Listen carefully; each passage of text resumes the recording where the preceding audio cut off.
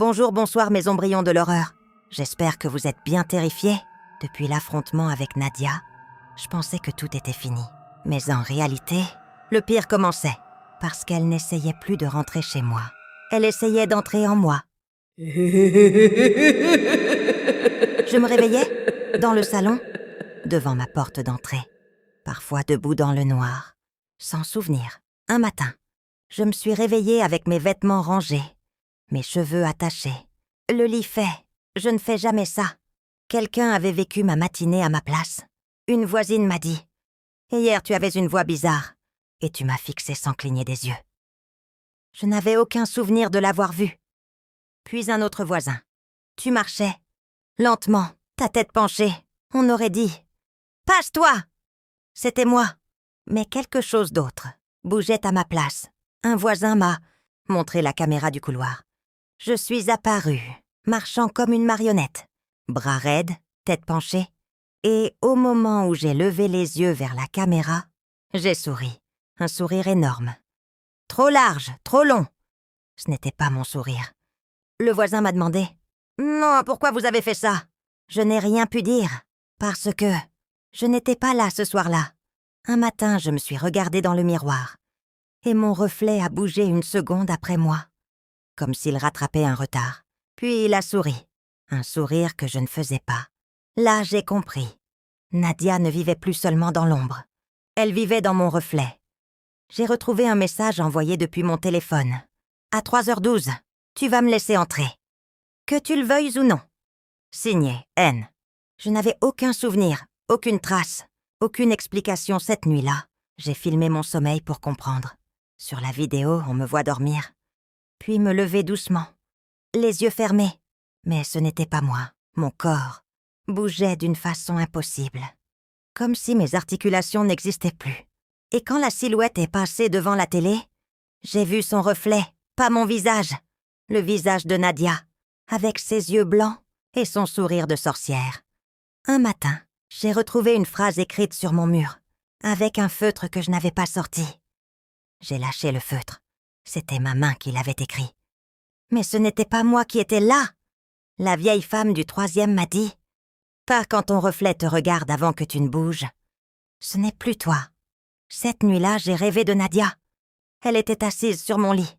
Elle a posé un doigt froid sur mon front et a dit « On va partager. Un jour toi. Un jour moi. » Jusqu'à ce que plus personne ne sache qui est qui. Je me suis réveillée en hurlant, avec une trace noire sur le front. Une trace que je n'ai jamais réussi à effacer. Là.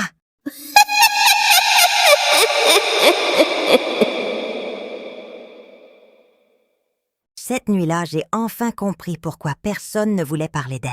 Je venais juste de fermer mes volets quand j'ai senti une présence. Pas un bruit, pas un souffle, juste quelqu'un derrière moi.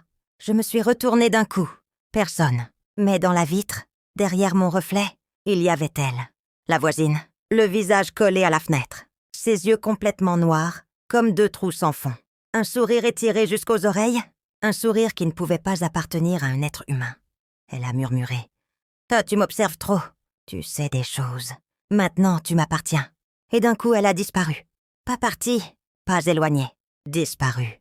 Comme si elle s'était dissoute dans l'air. Je croyais halluciner, jusqu'au moment où ma porte d'entrée a commencé à s'ouvrir toute seule, très lentement, avec un grincement que je n'oublierai jamais. Et là, j'ai entendu sa voix à l'intérieur de mon appartement. « J'entre !» Et tu vas enfin comprendre ce que personne n'ose dire.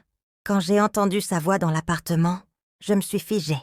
Chaque pas qu'elle faisait résonnait comme si quelqu'un marchait à l'intérieur de mes murs. Je n'osais plus respirer. Puis, plus rien. Un silence lourd, écrasant. J'ai pris mon courage et j'ai ouvert la porte du salon. Il n'y avait personne, mais au milieu de la pièce, sur le sol, un objet que je n'avais jamais vu. Une vieille photo, en noir et blanc. On y voyait mon appartement. Exactement le même. Même meuble, même rideau. Sauf que sur la photo, devant la fenêtre, il y avait une femme. Une femme avec les mêmes yeux noirs que ma voisine.